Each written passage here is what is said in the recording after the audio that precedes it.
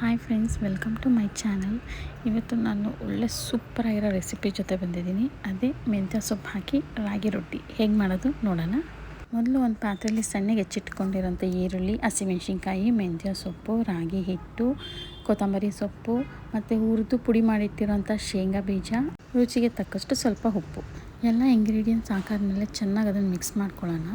ಈಗ ಸ್ವಲ್ಪ ನೀರು ಹಾಕಿ ಈ ಹದಕ್ಕೆ ಮಿಕ್ಸ್ ಮಾಡ್ಕೋಬೇಕು. ಈಗ ಹಿಟ್ಟು ನೋಡಿ ರೆಡಿ ಆಗಿದೆ.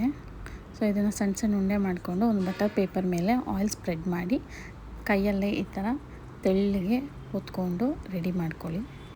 ಹೆಂಚು ಕಾದಾದ್ಮೇಲೆ ಅದ್ರ ಮೇಲೆ ಸ್ವಲ್ಪ ಎಣ್ಣೆ ಹಾಕಿ ನಾವೇನು ಒತ್ತಿಟ್ಟಿದ್ದೀವಲ್ಲ ರೊಟ್ಟಿನ ಮೇಲೆ ಹಾಕಿ ಎರಡೂ ಸೈಡು ಚೆನ್ನಾಗಿ ಬೇಯಿಸಿದ್ರೆ ಮೆಂತ್ಯ ಸೊಪ್ಪಿನ ರಾಗಿ ರೊಟ್ಟಿ ಸವಿಯಲು ಸಿದ್ಧ. ನೀವು ಒಂದು ಸಲ ಮನೆಯಲ್ಲಿ ಟ್ರೈ ಮಾಡಿ, ತುಂಬ ಟೇಸ್ಟಿಯಾಗಿರುತ್ತೆ. ಯಾರಿಗೆಲ್ಲ ನನ್ನ ರೆಸಿಪಿ ಇಷ್ಟ ಆಯಿತು ಲೈಕ್ ಮಾಡಿ, ಶೇರ್ ಮಾಡಿ, ಸಬ್ಸ್ಕ್ರೈಬ್ ಮಾಡಿ. Thank you.